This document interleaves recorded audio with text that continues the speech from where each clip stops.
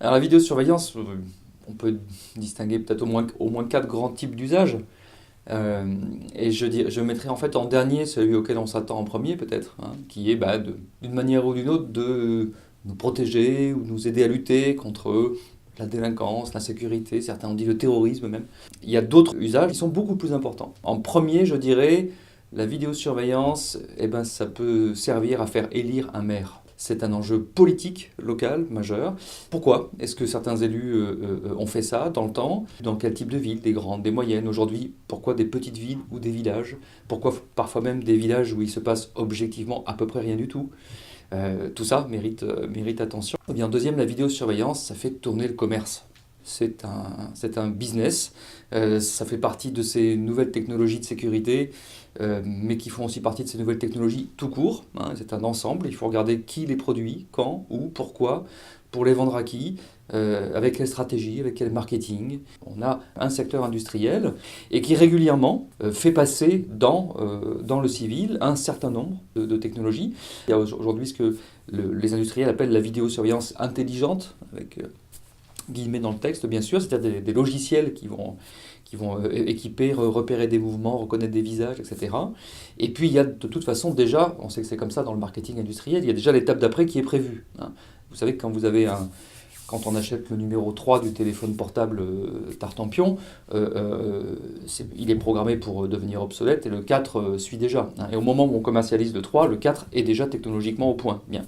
C'est un petit peu ça aussi ce qui se passe ici. Donc actuellement, la vidéosurveillance dite intelligente, la reconnaissance, tout ça, en fait, est prêt depuis longtemps, hein, puisque déjà après les attentats du 11 septembre 2001 aux États-Unis, un certain nombre d'aéroports se sont équipés. Donc c'est actuellement ce qui est en plein boom au niveau commercial, mais qui est en fait donc technologiquement déjà un peu ancien. Et la prochaine étape est déjà prévue et arrivera certainement, ce sont les drones, hein. Ça qu'on finira par nous dire de toute façon, les caméras qui sont fixes, au bout d'un moment c'est forcément limité, on ne peut pas en mettre dans toutes les rues, etc. Alors que le drone, lui, il est mobile, il va partout, on peut le changer selon les besoins, tout ça. Troisième aspect, je dirais, ça sert probablement à apaiser dans une partie de la population le sentiment d'insécurité. Dans toutes les villes ou les villages où j'ai pu enquêter, on trouve une partie de la population qui se sent davantage fragile en réalité, hein, davantage menacée, davantage inquiète. Bien.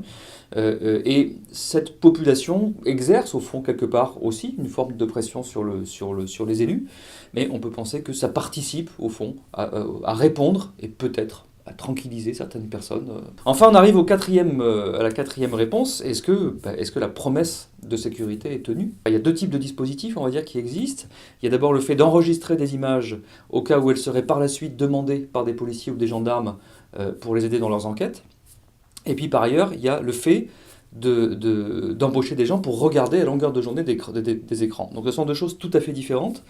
Que j'étudie là aussi à travers à la fois au plan national dans le livre et à travers trois terrains, trois études de cas dans une petite, une moyenne et une grande ville.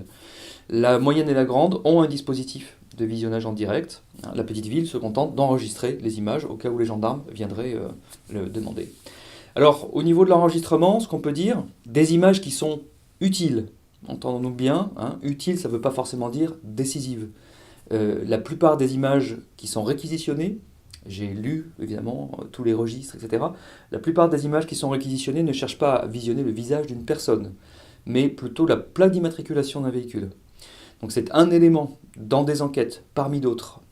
Je dis ça, c'est important parce que dans le marketing de la vidéosurveillance, il y a l'idée ce que j'appelle le vidéo flag.